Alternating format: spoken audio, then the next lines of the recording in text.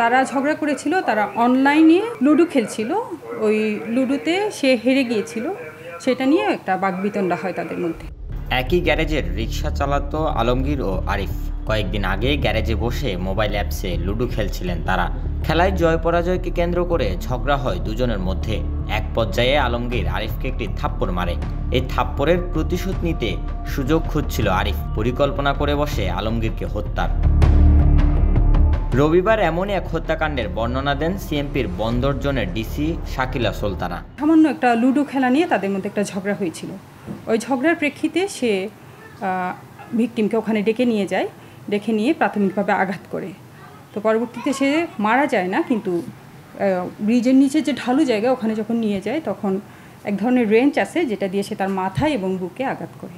ওই আঘাতের প্রেক্ষিতে ভিকটিম মারা যায়। হত্যাকাণ্ডের শিকার আলমগীর ফকিরের মোবাইল নাম্বার দিয়ে মূলত খুঁজে বের করা হয় আরিফকে।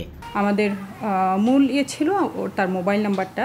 ওই মোবাইল নাম্বার থেকে আমরা বিভিন্ন জায়গায় যোগাযোগ করে, বি পার্টির সাথে যোগাযোগ করে আমরা জানতে পারি যে সে কার সাথে সম্পৃক্ত ছিল, কার সাথে লাস্ট কন্ট্যাক্ট করেছে, এবং সেই অনুযায়ী আমরা যে আসামি মোহাম্মদ আরিফ তাকে আমরা শনাক্ত করি।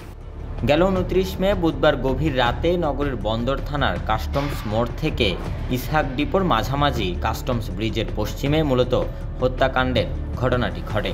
পরদিন বৃহস্পতিবার বিকেলে পুলিশ তার লাশ উদ্ধার করে। শনিবার রাতে ওই রিকশা চালককে গ্রেপ্তার করা হয়। পরবর্তীতে পুলিশের জিজ্ঞাসাবাদে নিজের করা অপরাধ স্বীকার করেন Arif. Desk report, news now 24।